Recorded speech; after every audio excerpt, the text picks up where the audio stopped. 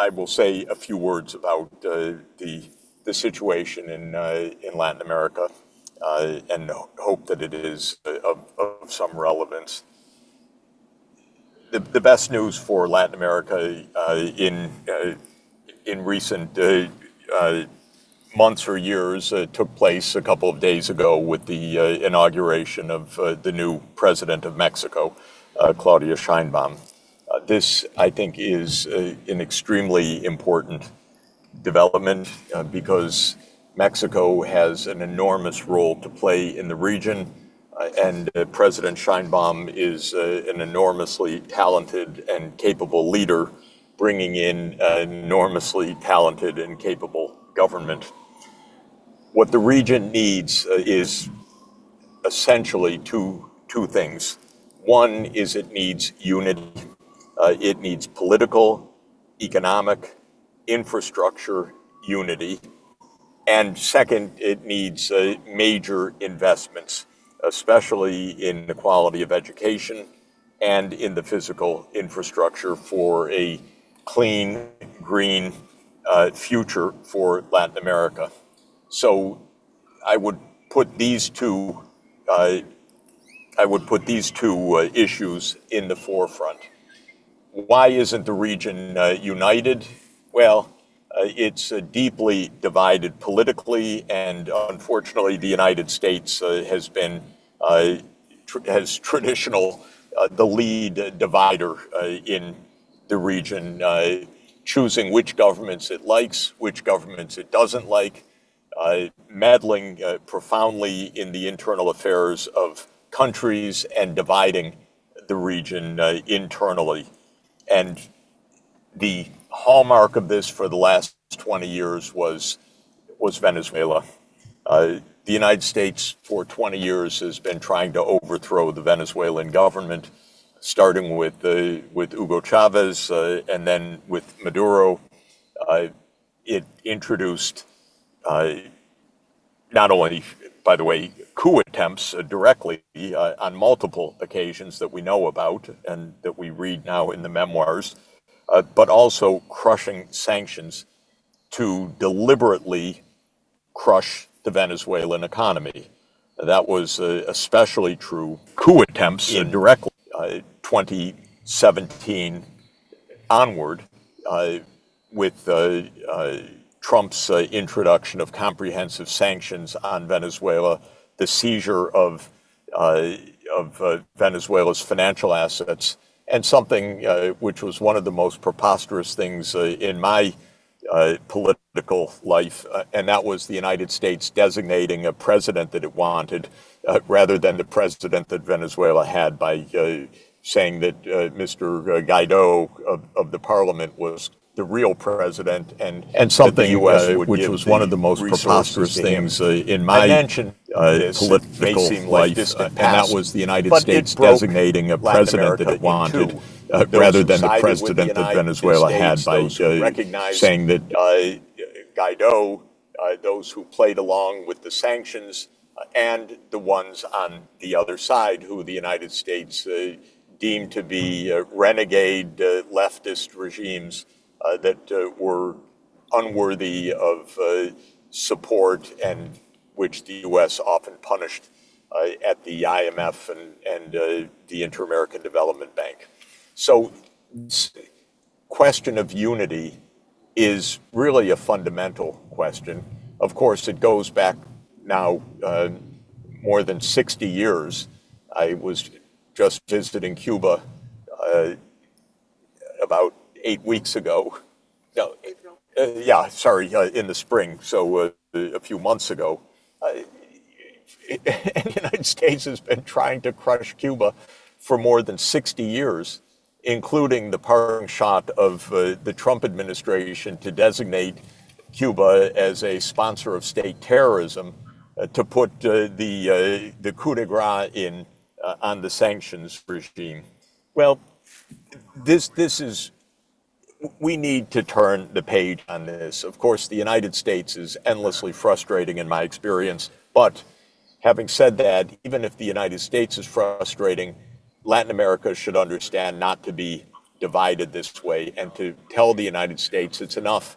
We don't want the unilateral sanctions. We don't want the regime changes. We don't want the punishments in the IMF, the World Bank, the Inter-American Development Bank. We actually need to behave like a region. And I'm hoping, I'm told it's against the odds, but I'm hoping that CELAC can become an active organization for all of the Latin American and Caribbean states, because this is what is needed. And CELAC should become not only a political voluntary community, but it should become the basis, actually, of an effective economic union as well, meaning for investments, for infrastructure, for policy design of a renewable energy-based power system, and so forth. So this is my first criterion, that we need Latin American integration. And with integration, Latin America would have much greater financial heft. It would have a much larger diplomatic say. It would not be perturbed or disturbed the same way by the United States, and it would have an independent diplomatic voice. I'll give another example. Every Latin American country that I'm visiting now has a massive crisis of violence that comes from the massive export of assault weapons from the United States to the gangs of Mexico, Central America, and South America. This is a U.S. infused problem, but each country deals bilaterally with the United States on this, and meaning that there's absolutely no solutions on offer also to the gangs and the violence which pervade the Caribbean, pervade Central America, pervade Mexico. And this is a problem massively of guns and massively of a U.S. business shipping guns to the neighbors and buying, of course, all sorts of things illicit from the neighborhood as well. So that's the first point, is regional integration, diplomatic voice, capacity to plan together, capacity to build an infrastructure. The second point is on the investment side. All economic development is based on investments. Investments mean setting aside some of the current production for the sake of the future, or it means borrowing someone else's current production for the sake of the future. And Latin America needs massive investments in two particular areas. One is on education, or human capital more generally, which means education, nutrition, and health, especially of young people, and in the physical infrastructure, in transport, especially in urban areas, public transport, in fiber, especially 5G connectivity, in renewable energy resources, especially linking the marvelous natural energy resources of hydro, solar, wind, and others in the region, which are enormous, and some advanced biofuels as well, of course, from Brazil and some of the other countries. But all of this should be in an integrated power grid, and more generally in an integrated energy system. And that requires significant financing. So in order to mobilize that financing, governments need to do two things. One is to have ambitious long-term development strategies with ambitious public investment strategies. And I urge every country and the region as a whole to have a framework for growth to mid-century. In other words, a 25-year scenario, because that's the time horizon for the infrastructure, the education, and the other major public investments that the region needs. And then second, to have an investment strategy. Now, fortunately, several of the countries in Latin America are investment grade. They have credit ratings that are high, that enable financing, but a large number do not. And then the question of how to finance a major increment of investment comes. Partly that's by building a region-wide private financial system, more capital markets that are not based in Miami or New York, but are based within the region itself. Partly it's expanding the region's multilateral development bank institutions, especially the Inter-American Development Bank and the CAF, which is an enormously creative and important institution for the region. And third, it is mobilizing new forms of financing as well. One of the projects that I'm currently working on with the CAF is, and with a commission that the Sustainable Development Solutions Network is putting forward, is a guarantee fund to finance urban infrastructure in the Latin American region with the CAF, which is designing a very innovative financing structure for this purpose. So this is my third consideration.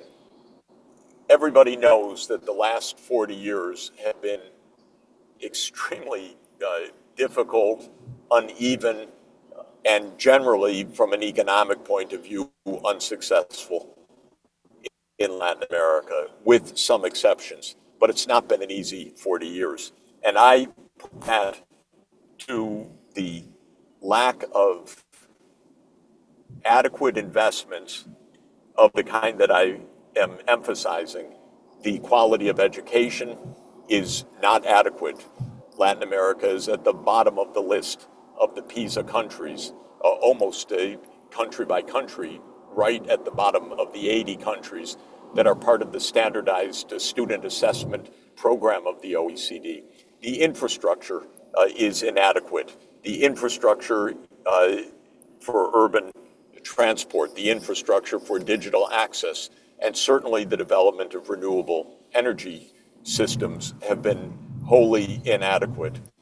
The investments in research and development throughout Latin America have been at the scale of 0.1 to 0.5% of GDP, roughly 1/10 of what you find as the rate of R&D investment in the East Asian countries, which overtook Latin America during the last 40 years and continue to grow faster than Latin America.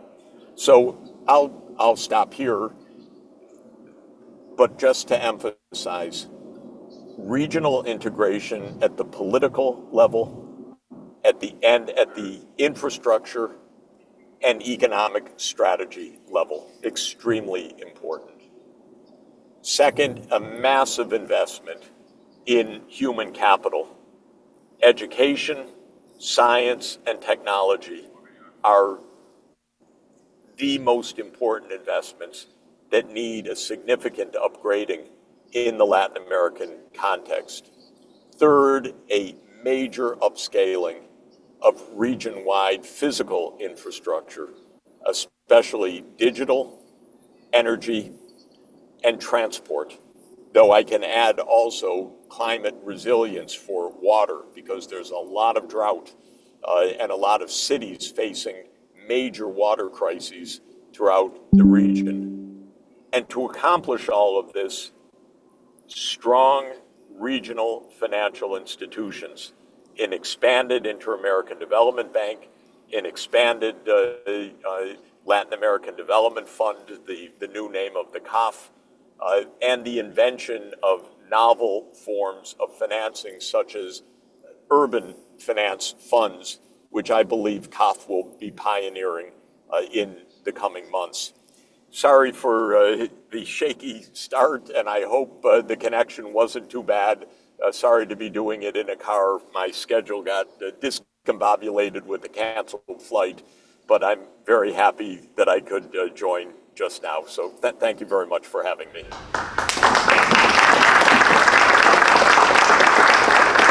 Thank you.